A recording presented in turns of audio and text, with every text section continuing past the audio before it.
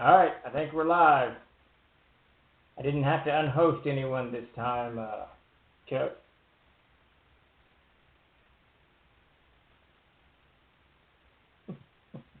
All right, can you hear me? I assume hear you and see you. Good deal. How's it going, Epi? All right, so the old, what is this? The old snowball? The old snowball is working. So apparently I ordered the wrong mic last week, so I returned it. We'll get a new one in. Get that thing set up until then. Old Reliable is here, or backer, or whatever. All right, Baboonski. How's it going, Commander Pete? Mark, how you doing? All right, let me turn this phone off. I started a discussion 5 minutes before the stream for some strange reason. Well, can I adjust that mic sound? It looks like it's maxed out. Here, wait a minute. Let me do this. How's that? Is that any better? I moved the mic to right beneath me. Does that make it a little better, Mark? A bit better. Just a bit better. Yeah, I'm not sure why my sound has suddenly gotten so much worse than it was before. How's it going, Kedora? Kedora! Alright, let me close this crap. So we're here again for Ask Me Anything. So we had really good news today for those of you who may have picked up on either Facebook or the blog or the newsletter or whatever the heck it is. We have signed a contract with the folks over at Conan Properties, Robert E. Howard, LLC, and we will be doing a huge art book. We will be doing a huge art book much like we did for Edgar Rice Burroughs, the Edgar Rice Burroughs folks a couple of years ago. Super pumped about that. I'm a huge Burroughs fan. When we did that project a couple of years ago, not only was it monstrous, but it hit home for me because Tarzan and the Jewels of Opar, one of the first, if not the first fantasy book I ever read, was Tarzan and the Jewels of Opar. So, you know, I absolutely dove into the Burroughs stuff with gusto, and Mike Tierney, the guy who wrote it, he is a huge Burroughs fan as well. He's actually been contracted to write a novel for the folks over at DRB Inc. Anyways, so all good stuff there, and I absolutely loved it. And of course, while we were working on Burroughs, the other large influence in the Troll Dens would be Robert E. Howard. Now, interestingly, I never read much Howard when I was a kid. When I started playing, how's it going, Haunted Holler? Yes, that would be awesome if we could get a little bit more, licensing from these guys. But we'll see where this goes. And the folks over there were super good to work with, easy to work with, and super nice. So really stoked about all that. But how's it going, Kothar? But when I was a kid, I read more Tarzan than I did Howard. I didn't read any Howard, in fact. And I have to say that my first character, I'm about 90% certain his name was Tarzan, and I think my second D&D character's name was Korak, which is the son of Tarzan. I probably still have those sheets somewhere, buried in some folder somewhere. But anyway, but Davis, my brother, co-founder of Troller Games, co-author of Castles and Crusades, and blah, blah, blah. He was a huge Howard fan. So if you went in, we shared a bedroom when we were kids, and if you went in that bedroom, I would be sitting there, nose stuck in a Tarzan book or a Barsoom book or Pellucidar. I love the Pellucidar stuff. Time forgot all people at the time forgot all of that. Just great stuff. But Davis would be reading Howard. He loved Conan. He loved Cole. He loved now I can't remember who's the guy with the hat, the Pilgrim guy. You know what I'm talking about. Whoever the guy with the hat, that's cool. They did a really good movie of him with him not too long ago. Solomon Kane, yes, Solomon Kane. So Davis would be reading that stuff. I'd be reading Tarzan. So this, we began talking to the Howard folks, I don't know, at least a year ago, if not longer. And we just bouncing emails back every now and again. And I don't know what broke about 4 or 5 months ago, but they became interested. We sent them the Burroughs stuff, and the conversation just developed. So today we were finally able to announce that we're going to be doing a similar treatment. And by we, I mean Mike. CLG will be producing it, of course, but we'll do a similar treatment of the Howard properties that Mike did with the Burroughs stuff. Let me get a set of that. somewhere in here. So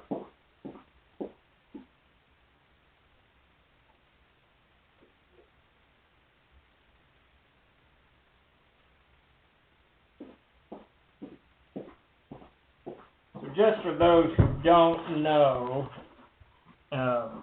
what I'm talking about, we released in 2018, I guess.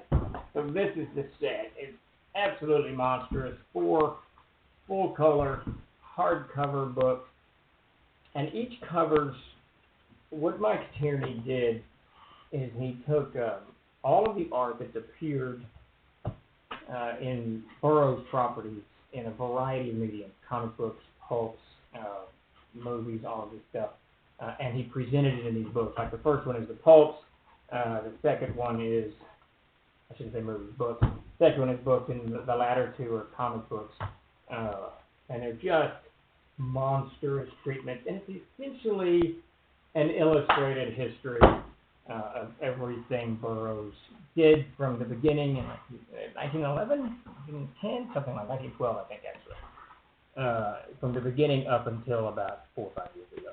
There's a little bit of stuff, I think, from Dark Horse we couldn't get in there, but there is some Dark Horse in there. But really fantastic stuff. So, super pumped to be doing the Howard material. This is right up, this is kind of, we've got Burroughs covered from the earliest influences of the Troll Lords, and now Howard, of course, will kind of round that out.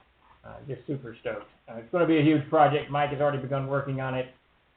It's a lot of work, a lot of money, a lot of time and effort, but well worth it. And it really, for me, this 4-volume set kind of left a mark on the industry. It really is a bookend for a century's worth of publishing of novels that I think, though they've kind of waned in our day, certainly when we were kids, still had a huge influence. Tarzan, all of these things, a massive influence on everything that we do, the hobbies that we do. I know times have changed, and the hobby's taken a different direction, video games, Zelda, all kinds of stuff, but the early influences are still there and need to be remembered, I think, at least in a scholastic fashion for those researchers in the future. And this set, this illustrated history, will certainly deliver that, and now we will be able to do the same thing for Howard.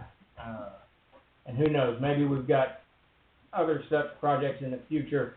It'd be nice to do a Frazetta one, get with those folks, just do a series of these art books, and make, leave a mark, which would be nice, very nice. It's really up our alley. Davis is a cultural anthropologist. I'm a historian trained, so those came before the game design. So it all kind of works out in the end. Now, how's it going, Bifford? Hey, M5. Conan would have signed all the Mahars and run off the building. Yeah, maybe. Maybe. Man, I haven't read any Burroughs in a while. I reread Tarzan of the Apes #1 about a year and a half ago. I forgot how much I thoroughly enjoyed that story. But beyond that, I hadn't read too much. There we go. All right, but we are here for not only that announcement, but for any questions, commentary. Ask me anything, any questions or commentary that you have about the industry, about Troll Lord games, about Kickstarters we're running, or whatever else, other projects, games that we have. I'm certainly to field whatever I can, and if not, I'll just fill the void with my incessant jibber-jabber. What try to order for dinner? There you go. Go with KFC. So if you got a KFC that's kind of clean and outside of the city, it's going to be good. Now, if you're in the city, KFCs are all fast food restaurants get questionable when you get in town. But man, I've been hankering for some KFC lately.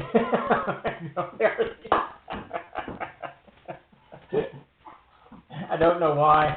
KFC was super good when we were kids, but somewhere along the lines it detoured. But see, the trick to Kentucky Fried Chicken is you order it, take it home, put it in your refrigerator for about 8 hours or so, and then you eat it. Because then all of the grease is kind of congealed and gone away, or whatever it is. Hey, super. There you go, ordering it now. I'm going to have to get myself some KFC. We got a pretty good one here in town. If you go north of town, it's a really, really good one. There you go, Bifford. Let's all do some KFC for dinner tonight, or lunch, or wherever. It's got to be late in the UK. It's got to be 10 o'clock or so. But I actually worked in a KFC for a short period of time. I could not eat chicken for quite a while after that. 10:20. Yep, there you go. KFC may already be closed. There's no such thing as KFC. You're in Belgium, I take it. That's right, Commander Pete. So no Kentucky Fried Chicken in Belgium, huh? I think the other one everyone loves is Popeyes, but I've never been a fan of Popeyes. I like KFC. When I get good KFC, that's what I want to eat. But so we'll see. All right, so who's next? I knocked that one down pretty easily. Let's see what's next. Yeah, I'm right there with you, Commander Pete. Yeah, there you go. I'm a vegetarian because she's a vegetarian. Davis, my brother, he dated I don't know if she was a vegan or not. I can't remember. Holly was her name. She was super cool. But she was either a vegetarian or vegan. I don't know. But they lived together for the better part of a year and a half, some such. And we didn't live too far apart. I was probably a mile from Davis. We were up in Fayetteville, Arkansas. I wasn't too far from him. And he would, he knew I'm a voracious eater. I eat a lot of meat. I have meat every night. And if I don't finish the steak or the roast or the spaghetti or the whatever the heck I'm eating, it goes in the fridge and I have it for lunch or dinner the next night. So Davis would come over about 2 or 3 times a week.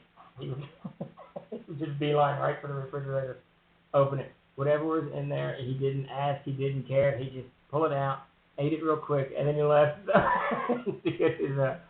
to get his carnivore fix. But you got to do what you got to do on furlough. So no work at ATM. Well, that's no good, man. Bifford, that's no good. You won't be sneaking any KFC anytime soon.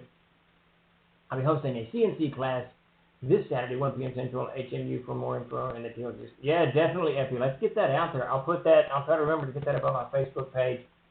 Get it all over the place. I'm kind of circling back to the blog. We used to use the blog all the time. I'm circling back to the blog for announcements, things like that, pictures, adventure hooks, and just more and more stuff. And so I'll get it up on the blog as well, because people need to know. That's very, very, very cool. It's a good thing. I think that CNC can be it sounds intimidating when you rattle off the seed engine. Of course, when you play it, it's very, very simple and it's very intuitive. It's good, though, I think, to reach out like that. Do you believe there's a direct dice size or type, physical or digital, plastic or metal, standard size, tiny or large? Is a correct dice? Yeah, 42, I got to say yes. Now, I don't know the sizes on dice, but I think the standard die. I don't know what this one would be. So it's just your standard dice. I really don't like the big clunky dices. I don't like stone dice. I don't like metal dice. They're too heavy. They're too loud. And the big dice are just kind of obnoxious. They knock everything out of the way. They're so big. And the teeny tiny dice are frustrating because I can't read them. So I think whatever size the standard is, that's what I would, that's standard. Don't know that. I don't either. I want to say 25 millimeter, but I think that's a miniature. I think that's a miniature measurement. But yeah, I remember someone bought me a set of the big, I've only got this D12, I think, with the big dice, and I tried it. It's just too much noise when it hits the table. Too much distracting.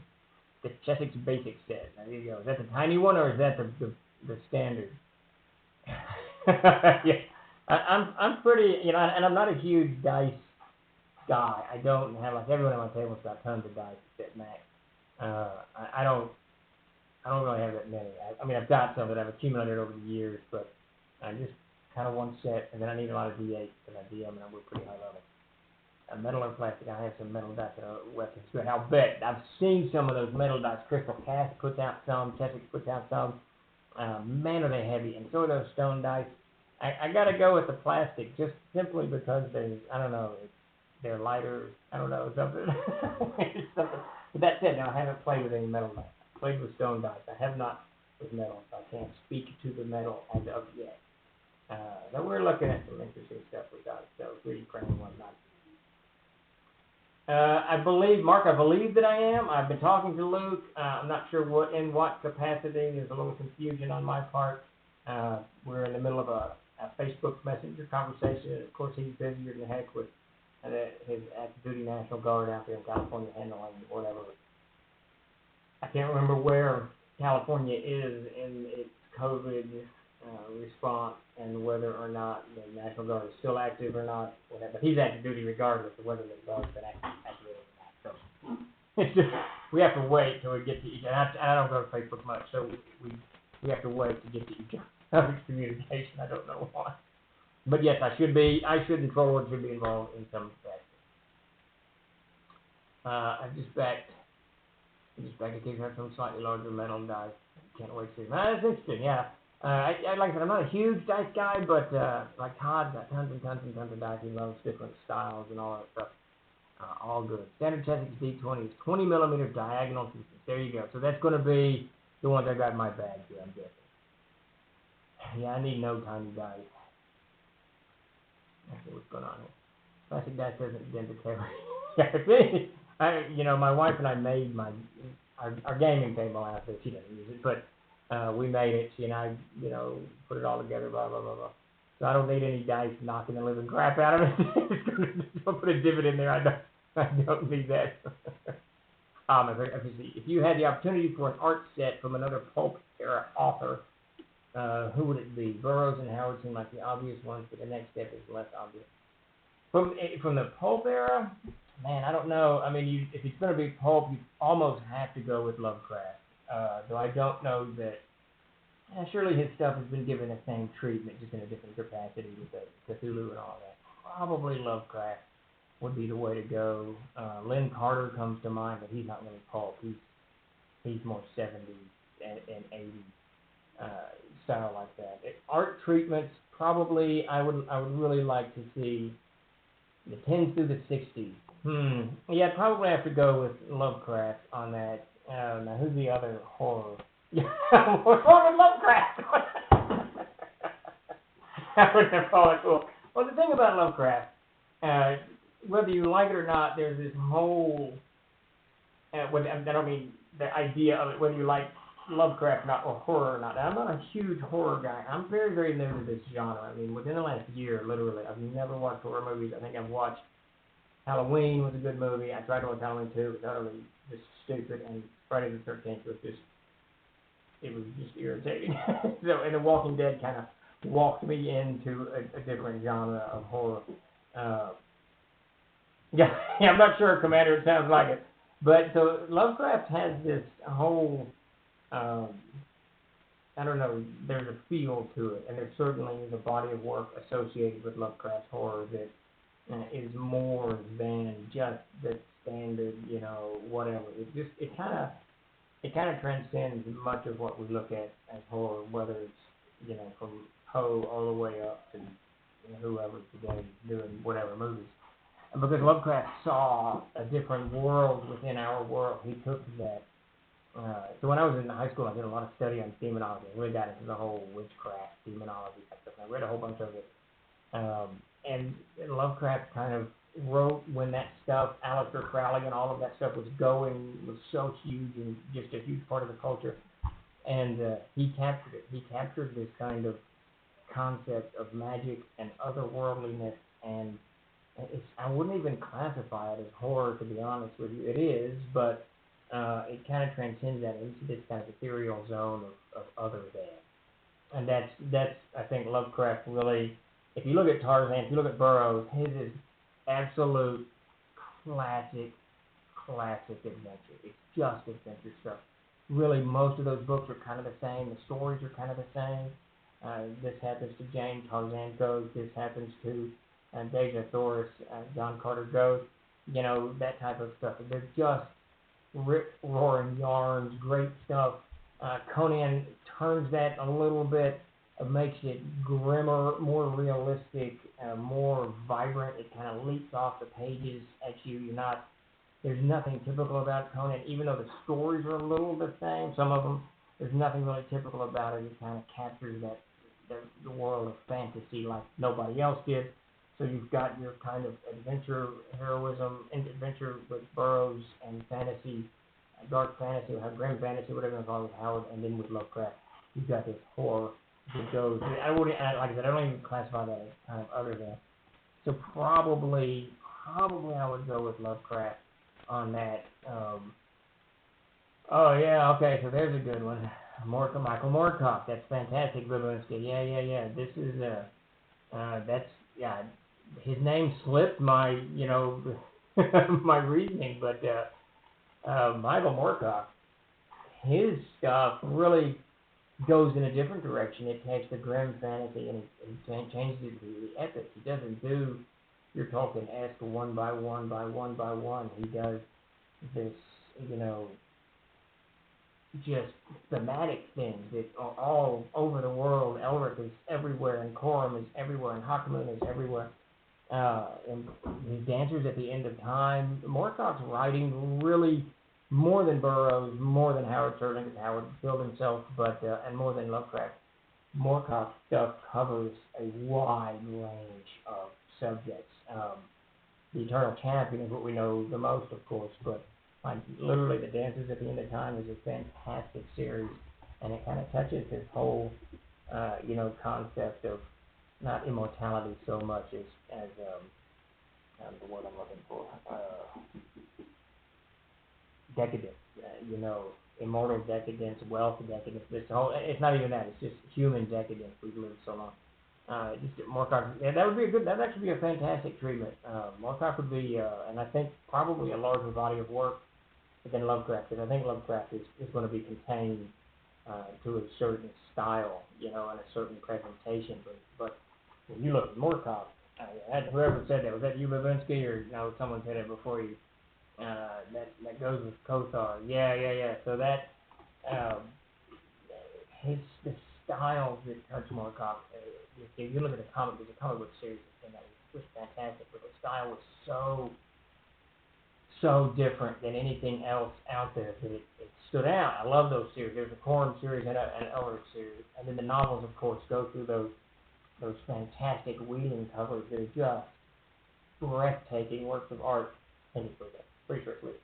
And then I can't remember who did the latter ones, and then of course the ones before Wheeling. So it's just really fantastic stuff. I'm gonna have to go with Kothar on this, and I think Moorcock. That might actually be worth getting a hold of the Moorcock people, because I think that I'm a huge fan of his. I've read most of his works, and they're just cool. I mean, they're just really good, and he follows that same kind of thing that was lost when people began to attempt to imitate Tolkien, which I read so many fantasy novels in the 80s. It's crazy, and I watched it change from simple fantasy stories of The Ring of the Lair, or this is like the two trilogies, and everyone began to try to mimic Tolkien, and I know it was from a publisher's perspective as much as it was the writer's perspective, but Moorcock didn't do that. He made books that are just short, 150-page novels. You get into it, you're reading it, and you finish it, and you just feel good about it all the way around. He and his health is not good either. I was in contact with the Moorcock people about a decade ago. We tried to get the Elric license not long after CNC came out, and it was tied up somewhere. But we may reach out. I think that would be very, very, very, very, very, very, very cool. I love me some Michael Moorcock. Conan on LSD laced terror. There you go. How have things been for TLG regard to logistics considerations? Any warehouse issues, shipping still going fairly well? Any problems with printers these days? Stuff like that in the current C19 world. It's been interesting. So things are actually fairly organized. I put a PSA out not too long ago, I guess when the COVID mess began, to let everybody know that we had prepared for this, we braced for this, which we did. We had plenty of stock, we had plenty of paper, we had extra parts for the equipment. And the funny thing is, so we got through the first 3 months, but in the past 2 weeks, we've had, of course, we've restocked since then. I don't allow anything to get out of stock. So I don't mean books, I mean like paper, glue, all of those stuff. As soon as we started cutting through it, I ordered more in the anticipation that there might be delays for paper to get in or what have you. And so I always had stuff going. We're quite flush in some supplies because I've gotten to where I don't want. I just don't want to. I don't want to slow production down because I don't have packing tape or peanuts or the appropriate boxes or glue or paper or cover stock or blades for the cutter. But the funny thing is that sales have been up quite significantly, and the machines have been humming quite a bit. And those extra parts that I bought have come into use because the machine. We had one of the arms break the other day on the carriage arms. I think I talked about this here, but the carriage arm broke, and we replaced it. And then I think last Thursday all day we were fixing that binder, the screws, which I think we talked about last time. Yeah, and now it's the cutter, and we've discovered the guy who. So we've got a huge cutter for the 1950s, 1954, 56, or something like that. An old champion. This thing is monstrous. I mean, it's got to weigh a ton at least. It sits on huge skids. You can't move it. But, you got to get a pallet jack to move the damn thing. And it has two 36-inch blades that we have to swap out when they get dull, and a local guy sharpens them for us. Well, his business is actually struggling because so many printers are so much printing has dropped off that local printers have dropped off. They're not sharpening his blade, so his income is down. So he's having to kind of fish around to find business, which is going to be not good for us if he goes under, and hopefully he won't. But we just did a huge restock of everything, and I noticed I shifted a little bit maybe 3 weeks ago, and this is one reason the binder broke. We were selling back stock. Of course, we have a printer. We can POD anything. We keep cover stock of everything, usually 100 to 200 copies. And then I can fill distributor orders, retail orders, or direct orders, whatever it is, and we keep anywhere between 10 and 20 of a book in actual stock. We were running out of everything so commonly and so often that Wilson, who does most of the packing, couldn't do the packing. He'd have to come in and say, we need X book, A1 is out, so I have to go print it. And unless Todd is actually in, because he only comes in the office 2 to 3 days a week, and then I'm out there binding and saying, So what I did is I put down the law that from now on nothing gets beneath 30 copies in the bin. So Todd's been over a lot, a little bit more than he normally does, and I've been in the print shop a lot. And the mail room, which is through my office door there, is beginning to just get flush with books.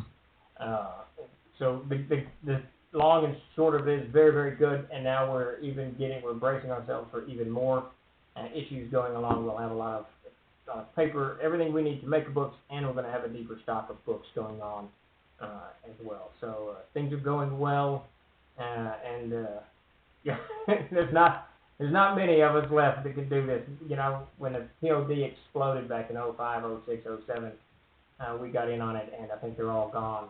All of them that were associated with the industry are gone, except one, and his turnaround time is it's not real good. We'll just leave it at that. I tried to use him once, and that's not happening again. So overall, good. I'm very happy with the state of things in the Troll. I need to do another PSA and let everybody know kind of how we're doing, because it is a mess. The COVID's just caused, it's just absolutely rippled through society in ways we never quite anticipated.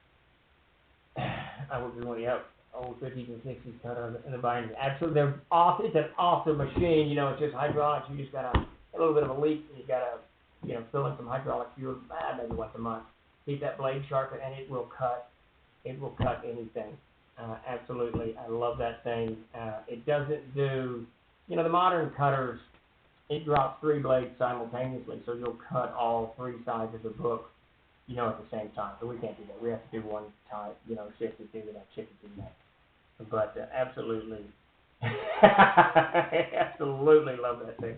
Your KFC has arrived. That's fantastic. Now I'm going to have to go get some conspiracy frames. Your shirt color matches the wallpaper. Is that you? Well, it does, doesn't it? The wall is actually greenish colored. Oh, that's kind of funny. All of my clothes are kind of I'm like Charlie Brown. I just have muted clothes. Nothing was much color. I think I got a, it's not red, but it's some kind of reddish shirt the other day, which is the first color I've had in my wardrobe in a long, long time. But there you go. He has been taking through some. What did I miss? Let's see. Did I miss something there? First comics did some excellent. Those first comics, M5 is what I was talking about. Those are fantastic Moorcock. So absolutely. Yep, King, orders are still good from Amazon, retailers, distributors. And I was actually pleasantly surprised that distributor orders have kept up because I figured they would be mangled with so many store closings. But they're doing pretty good.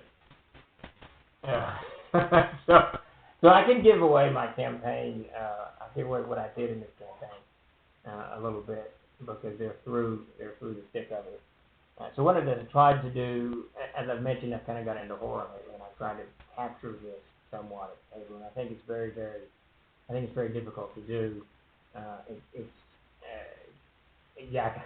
I'm a little slow on the uptake there. It's very difficult to do, and it's very difficult to kind of capture everybody. So I had them. It's designed these adventures based insanely loosely around fairy tales, and the first one was Little Red Riding Hood. And essentially they came to a village where the village was abandoned, but there was this trail that they followed into the woods of two children, and then they found all of the villagers slaughtered, all of them down this valley. They didn't know what was going on, but they found these two children in the midst of it, in the midst of all the blood and the carnage.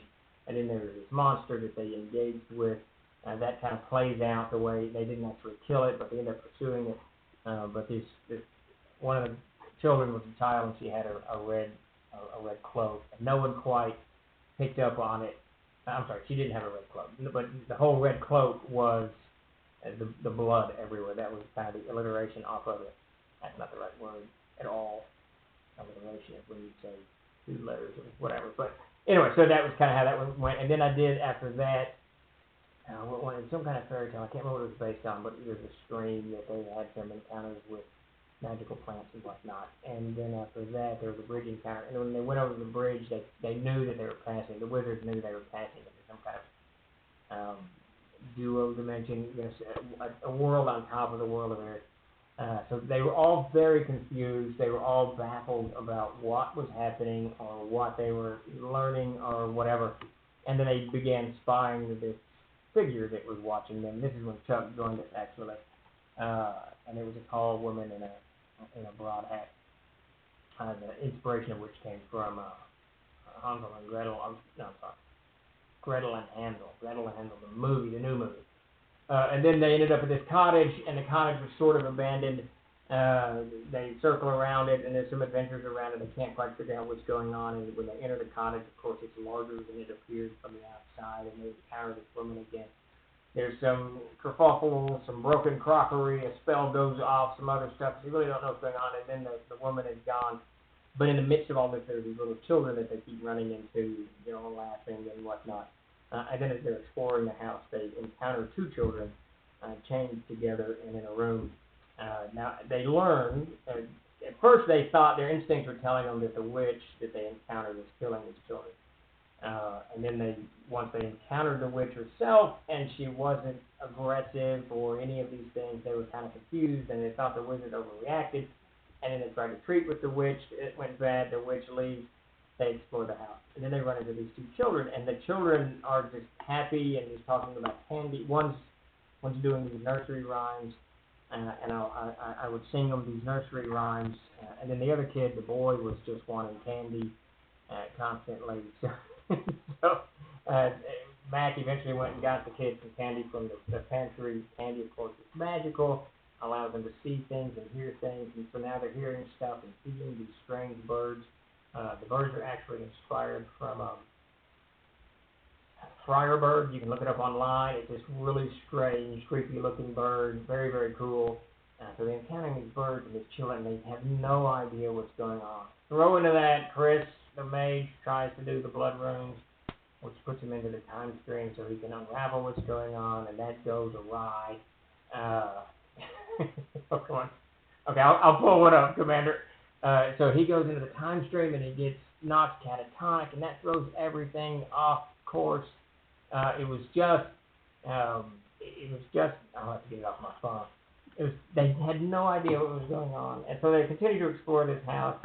It's kind of funny because they open a door at one point that goes to the outside, and they see this deer laying on the ground, and the deer has one broken leg kind of bent up and back, and its eyes are sewn shut. And they don't know what the hell to make of this. Mac assumes it's the god Let, and he doesn't. He becomes furious because that's his patron deity, and they start trying to figure the deer thing out, and then the deer manages to pass the wall a number of times, so they can't quite following it. Then they run into another child. This one's redheaded, and he's laughing, and he's also singing a nursery rhyme, and Mac is so mad that he thinks the kid's a demon, and he throws him through a window. It's not a demon, it's a child. It's one of the children that the witch has taken and is going to cook in her stew pots, grind up the bones, and throw onto a beach. Well, they go from there. They go from into this. They find a secret door, go through the secret door, and this is the witch has set a trap for anyone that enters the house that you pass into this another dimension. And in this dimension, it's the land of, it's just this kind of still lake, called the Still Lake. And this will come out in the Planescape books. This is actually the doorway to Narhite's mind. Narhite's a god of chaos.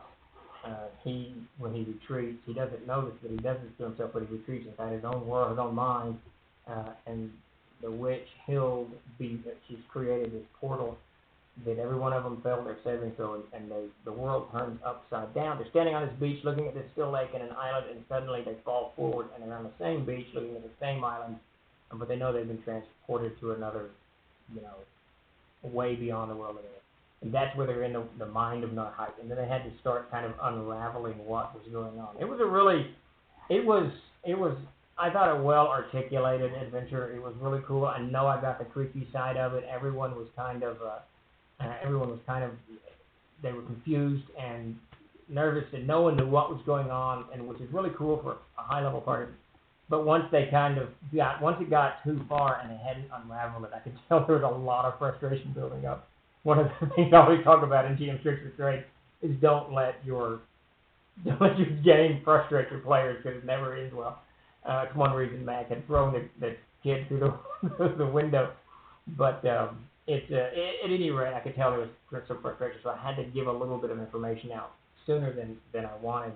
But Chris actually figured it out. He figured out that they were trapped in the mind of Narhite, and once they figured that out, they could develop a plan on getting out of the mind.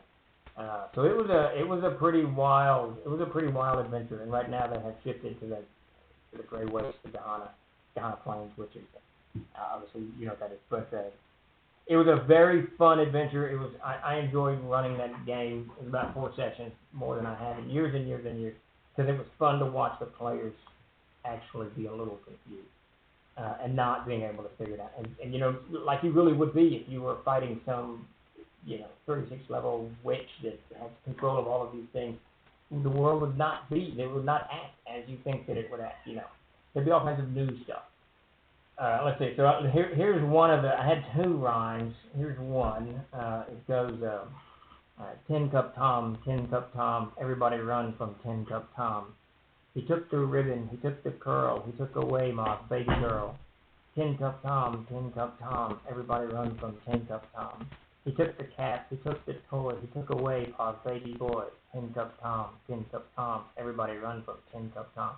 So what they have only just figured out is that Tin Cup Tom is actually Narhite. He's the god of chaos. So it's what I've classic Tin Cup Tom. Yeah, what I've tried to do is take the concept, and a lot of this was inspired. I did use a different voice. I tried to do a little creepy Tin Cup Tom, everybody run from Tin Cup Tom. I tried to do it because the girl was saying it, and she was 9. She was the one constantly singing this, and I kept doing it while they were role playing. It's so funny because they would be role playing, trying to figure out what to do, and I would read this nursery rhyme in the background. I would just Tin Cup Tom, and it started to get quite irritating. it started to go south. I'm trying to find what I did with that other one. There was 2. I got about 10 nursery rhymes. There's only 2 that I used. The other need a little bit of work. I got so many damn air folders. Drives me crazy. There we go. Nursery rhymes from the window. So what I tried to do, as many of you know, I'm sure, a lot of the the sound again. There you go. A lot of the nursery rhymes from our youth have a greater meaning. I mean, what is it? Pocket full of posies. Ring around the roses is, of course, the Black Plague, this type of stuff. So I tried to take that concept in the world of Arid, in the world of Winter Dark. We're 90 years beyond the Winter Dark, but there'll be all kinds of nursery rhymes, about living in the Winter Dark, about parents scaring their children from Unklar and the Horned God and his minions. So I've been working on these nursery rhymes for a while, and then I saw that movie The Witch, and it brought it all home, because I thought, well, what The Witch did, which I thought was, it probably isn't that unique, but it was delivered in such a unique fashion. The nursery rhymes, the witches, the terror, all of this stuff is actually, the root of this is actually Lucifer himself. It's not, I hope I didn't spoil it for everybody, but it's not some, weird whatever thing. It's the devil's involved. And I thought, well, this is really cool. This is the way it would be in Arid, right? 90 years later, nobody's going to remember who Arid's or who Unklar's lieutenants are, who the Horned God's lieutenants. No one cares. No one gives a crap about that. What they're scared of is Unklar, the Horned God, the Winter Dark. So that's what I try to do when I'm making these nursery rhymes, is kind of capture that concept. Let's see. So the first one that I ran into, that the little girl was saying, it went, not so far to go when you walk in the snow. Keep your head down as the wind will blow. Huddle your hands, arms don't throw, feet and legs not so fast, move real slow. Open your coat for Old Man Crow. Walk is short, fast or slow, not so far to go when you walk in the snow. And so what that basically is, when you open your coat to Old Man Crow, in Arid, Heth is the crow god, and Heth is the god of death. He's the one that judges you upon the river of time, and you will either go to heaven or hell, the stone fields or the wretched plains, depending upon his judgment. And of course, walking in the snow is the Winter Dark. So it was very cool. I really enjoyed doing this different style of gaming. I think where it lacked, the crew got frustrated. Not enough information came across the screens to give them a better idea of what was going on. So that was I intended it to be, or anticipated it to be. And then wasn't much combat. I didn't have room for combat in the arc, which I should have made more room for it, but it didn't really fit what the witch was doing, what was going on with Narhide, and what the children. And I threw one combat in there just to kind of, get everyone's blood going again, including my own, and it was okay, but it ended up damaging the party horrifically, which it was not the intent, so they had no hit points left for what's coming for the next stage. They have no healing and blah, blah, blah, blah, blah, blah. But at any rate, I was super enthused about the whole nursery rhyme concept, and I intend to do an entire book of Aridian nursery rhymes. I'll get Peter Bradley probably to illustrate it, and it would be just kind of cool, just little nursery rhymes for the world of Arid that you can sing to your children as they go to sleep, and let them know that they are whisperers of the old world when Unklar ruled the world. 1 week left to go to enter the one-page dungeon disc contest. Yeah, so Commander, I talked to Tim about that, and he set that up several years ago. They made the connections with those folks over at one-page dungeon contest, and he's been submitting stuff the whole time. So that's all Tim Burns, unbeknownst to the Troll Lord, which is great. I love it when things like that happen. I had nothing to do with it. It's just working out well. So everybody take note. Just one more week on that stuff. We've only got one more week on the Kickstarter, I believe, too. So the Kickstarter winds down here very soon. If you haven't backed it, give it a thought. If you're a 5th edition fan, of course, if you're Catholic and Crusades, it's only superfluous. But It's up for 7 more days on that sucker. And of course, the big news today you can read on our blog, on Discord, on Facebook, and on the webpage, of course, about signing with the Lovely Howard folks. The folks over on the Lovely Howard material, doing a huge art book on that type of stuff. Super jazzed about that. Huge. There'll be several art books, 3 or 4 volumes probably. Minimally 3, probably 4 is what Mark is going to say. So super jazzed about that. Quick note on Kickstarter's Codex Egyptium was given a ship date roughly of 7/22, so we should get it 2 or 3 days after that. Give us 2 or 3 days to bring that together, and we'll begin shipping that hopefully by the end of the month. I anticipate that going pretty smoothly. Lafayette Gaxmore, we've got some issues with maps that I want to solve before we go forward. They may not be issues, but I kind of made them one unnecessarily so, I think. But Chuck and I are working on that. We'll see where that lands from that. And yes, we got Nerd Chat Friday at 7 p.m. Central on the official TLV Discord server. I'll be out of town, or I'd love to join it. I may try to get on where I am, but internet's not great, so I'm not sure if that's going to work or not. But we'll see. So Gaxmore thing should be rolling out, and then of course, as I mentioned before, there's going to be a seismic shift here in the Pro Men's off of these 5th edition projects and back to Castles and Crusades, and Gods and Monsters, Planescape, and the Spellbook are up, and they're up front. Really probably the Spellbook's what I'm working on the most consistently. I'm trying to work on the Planescape stuff. I'm working on the Still Lake, Narhite realm. One of the things I want to do in the Planescape is I want to tie it all a little bit closer to Air and actually create the idea. If you don't use Air, then you use, say, Markok's Arioch as your god of chaos, then they're interchangeable. You can do Arioch instead of Narhite. But I want to create kind of where these gods dwell on golden halls, they call home. And the Still Lake is Narhite realm. That's where the chaos is. So the Planescape things, but all of that's tied to the rune lore stuff. So I'm kind of working on the rune lore most. I finished the Shadow runes a few weeks back, and I'm working kind of simultaneously on the runes of entropy and the runes of chaos.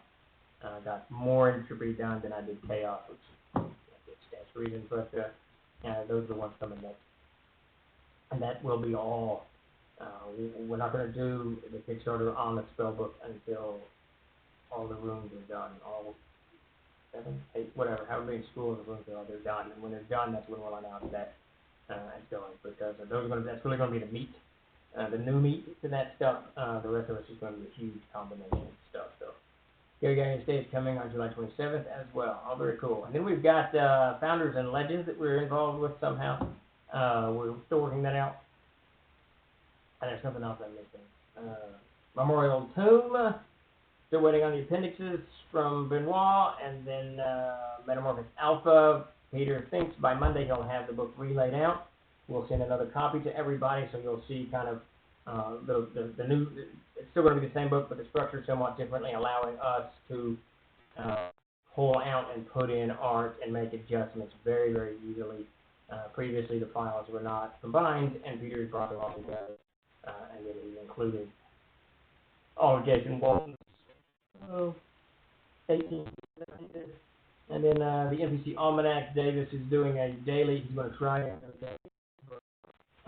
put, just to let everybody know, work is going. A whole bunch of villains on the update yesterday, so everybody knows.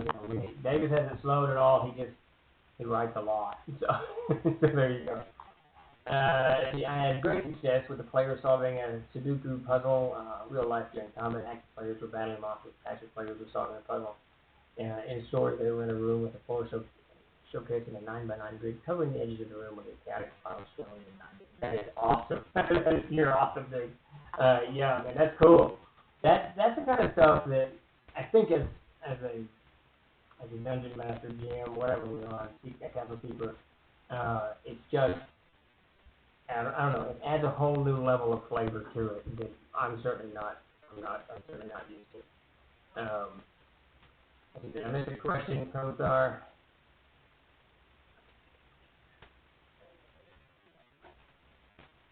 Glad to pick up on. All right, I don't see. Oh, was Tarzan a virgin when he met Jack, or did he get the girl? He was a virgin.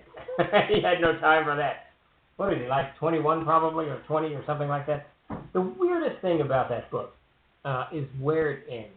The fact that it ends in Wisconsin is just weird. It's just strange. No, we got to again. What place do puzzles have in our games? If they are easily solved, they are blown past with a minimal interaction. If they are too difficult, you reach an impasse where the party cannot succeed without you giving them the answer. Rarely is there a satisfying answer, and yet they seem super common. Additionally, how do you adjudicate to the gap between your character's cleverness and your cleverness? Yeah, that's why I shy away from puzzles a lot, because, and riddles too. Riddles would be the worst, because like some players, Mark Sandy used to sit at my table, dude loves riddles, and he can figure that he's got mind for it. I mean, say strange things to him, and he can kind of unravel it. You say a riddle to me, I got nothing. I'm just going to attack whatever is saying the riddle. That's going to be my, my response to that. But yeah, that's an insanely difficult question and a very tough tightrope to walk. And it's sort of the very thing that I just went through. So I didn't really have puzzles per se. I certainly had an encounter area. I had something going on that wasn't quite easily fathomable, and they couldn't quite get through it, and it caused frustration. And I've seen, I think Rob Kuntz, we did start through it, had this insanely difficult puzzle. Once you went to it, now I can't remember if you failed, if you died, but I do know if you failed, you couldn't go through the rest of the dungeon. And I remember reading this and editing and thinking, no, we can't do this. This is crazy, because you're just going to very frustrate people who can't get through it. And Rob insisted in those days I deferred, but certainly wouldn't now. But it is, what do I have in my pocket? It is a very tough tightrope to walk. I would recommend not giving a difficult thing and beginning to drop hints as soon as you can. It's what I didn't do. And I have to say, I did this kind of passive-aggressively. I didn't want to give hints. I was enjoying the confusion, so I kind of held back, and that was wrong of me. I shouldn't have done that. I should have given a little bit more. And then, like you said, when I realized I had gone too far and the frustration level was building, especially with Chris, he sent me some very poignant texts, which were very well said. I realized I'd gone too far with that. So I let too much out of the bag. And for me, no one was happy with the explanation. Though once it settled in, I think Chris really got into it. But and I was dissatisfied that I had to give the thing away, so it didn't have the desirable outcome that I was hoping for. It wasn't a failed game by any strong arc, by any stretch of the imagination. I think everybody had fun, especially Laura. She really got into trying to figure out what was going on. It's probably the most active I've seen her at the table ever. So clearly that style of gaming was, more built for her. But the puzzle conundrum is very difficult. I would keep them simple. And then keep the repercussions manageable. Don't do like Rob did, where you die, or you can't go forward. And you want it like Indiana Jones, right? He does the bag of gold, puts it on there, and he smiles because he conquered the trap, and then it slowly starts to slide. He realizes he didn't conquer it, but he's got to get out, and he's got time to get out. So, you balance it with the possibility of success. I think is the way to handle that. And that really goes with many things. Making any kind of encounter, death or not death, or success or fail, it's frustrating and tough. That's really how life is, isn't it? Sometimes things work, sometimes they don't, but rarely do they utterly and totally and completely and catastrophically collapse.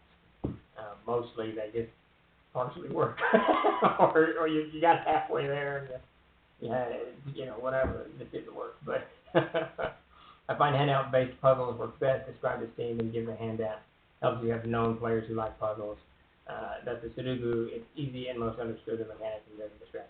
Well, that's a huge thing. If you've got, like when Mark Sandy was at the table, we could do riddles because Mark could figure them out. You could almost guarantee Mark's going to figure it out in a few minutes. The rest of us would sit there quietly and let Mark do it, but he's not at the table anymore. So having someone that is built that way who likes to solve riddles and likes to solve puzzles and likes to kind of unravel things and understand the meat of them helps a lot better. I'm not that guy. If I'm ever at your table, keep in mind I am not that guy. I'm the guy who pulls the sword out and attacks things that frustrates himself. Partial credit should count, or the players become too scared to try. Yeah, I mean, you got to give them something, because if you don't, that's physical puzzles are seemingly accepted better than mental ones. You got to give them something, and that again, that's where I messed up in these last few games. I should have given them a little bit more clues to figure out what was going on. Part of it, I'm going to blame on the medium. I'm not real happy gaming online yet. I haven't quite figured out how to get my pace going, so I feel like I'm kind of talking. I don't know. It's just so much going on. Everybody keep walking around, whatever's going on. But part of that, I just haven't quite got the pace of online games. But who can say? Puzzles are cool though. I mean, because if you can do it and pull it off, it's like that combat that is dangerous and hard. You don't want to put the characters in a definite do or die situation. But the occasion, the once in a blue moon that you do, and it works, you're fantastic. Let's see. Okay. So I was told to announce something, but not to read something. So we got Virtual Gary Con that we're going to be a part of in October, I believe. So there's Founders and Legends, Virtual Gary Con, and there's something else, Gamehole Con, coming up at some point. I don't know when. I can't remember. If you're being settled at all, even on 10% settled, you are losing them. They don't. The whole world. Well, that's you're spot on, being settled. That's the key, isn't it? I mean, you've got it all worked out, and if you keep it here and you can't give it to them, then they're not going to see. They can't see what you see. And that's the side that I try to keep in mind when I'm running a game. That side of the screen, the other side of the screen, can be insanely frustrating because you can't figure something out, or something doesn't, you did figure it out and it's not right, or whatever it is. It can be over the top frustrating for a lot of people. It is for me, and that's one reason. If I get too frustrated, I try not to wreck at the end game, but if I sit there for too long, 30, 40 minutes, and I've not done anything, I'm going to feel something. I was in a game with Game Master, who was a good friend of mine, who loves puzzles. He wound up designing a three-dimensional rotating dungeon with sliding tiles and various machines and levers and buttons to press based on symbols, colors, numbers, etc. Suffice to say, we had a horrible time, and he was disappointed that we weren't getting into it. And he wound up letting us skip like half the stuff, and everyone ended the season miserable. Yeah, the session miserable. That's the problem. When it's just too much, it's too much, and I could tell. That's what I could tell. I had hit that threshold one game before, so I kind of let it out of the bag, and then everybody's disappointed. I'm disappointed. They're disappointed. Everybody's disappointed. It's a tightrope with puzzles. And the upside though is that they're fun. A lot of people enjoy them. A lot of people, especially if you can build them, especially if you can build role playing into it. People really like. It'll help everybody. Because then it's a part of the game. It's not just one person trying to solve something and you describing it. It's actual, everybody's involved. It's the one that I did try to do when I was running this sequence of events through this house was try to encourage everybody to use their natural skill. And some of them did, some of them didn't. But it was kind of designed for everyone to be able to find things out if they use their skills and make the appropriate attribute checks and whatnot. Ironically, Laura, who played the fighter, was the most inquisitive and the most asked the most questions about the curiosities in the house, the children, the nursery rhymes, and all this other stuff. But she's a fighter and has no actual skills other than fighting, so it was kind of funny. As I said above, it is a delicate balance of player challenge versus character challenge. Physical puzzles are intended to be a player challenge. A character with max intelligence should be able to smoke most puzzles after enough time. That's the interesting thing, too. Of course, someone with a 19 intelligence would probably be able to solve these riddles, Gandalf, whoever, relatively quickly. So you get into that zone of, do you want them to do attribute checks? And maybe that is the way that you let them out. If they can't quite figure it out, if they can't quite discern what's going on, themselves as players, have them make an attribute check, and then feed them, okay, you figured out this is Sudoku, and this is what you have to do. That might be the best way to go. I have used some riddle poem puzzles to great effect in the past. Each stanza has clues that we found as we enter a goal. Successful attribute takes give clues, not the answer. Yeah, I mean that's very cool. It's one of the things, and I think you got to balance it. You don't do it too much because you'll wear everyone out, but you definitely need to. It's something you don't want to exclude, and I too often exclude puzzles from my game. But it's definitely something you want to bring in if you can. And there's an ton of riddles online that you can take and adjust and do all kinds of stuff. Oh yeah, so it's 5 o'clock. Holy Christmas. Yeah, everybody, thanks for joining us today. Sure appreciate it. There were players that tried to solve the whole thing at once, but those that wanted to get moving were helping by leading into the clues. That's cool. That's good to actually have the mix too, because then you got someone who's really focusing their attention on this issue, and other people who are focusing their attention on other issues. So that's a very good thing. All right, so yeah, we got to wrap up. I didn't realize it was 5. Thanks everybody for coming out. We'll be back again on overtime. We'll be back again on Thursday for Jim's Tricks of the Trade, and then we've got Troll Nerd Chat Friday 7 Discord, and then we've got CNC 101 on Saturday at 1 o'clock. I think that's what you said. Over at the Discord as well. So definitely check all the stuff out. All kinds of things going on. Thanks everybody thanks a lot M5. Thanks everyone for. I need to extend this. I need to start running it a little bit longer. Get the jibber jabbering about this stuff. But 1 p.m. There we go. 1 p.m. on Saturday on the Discord.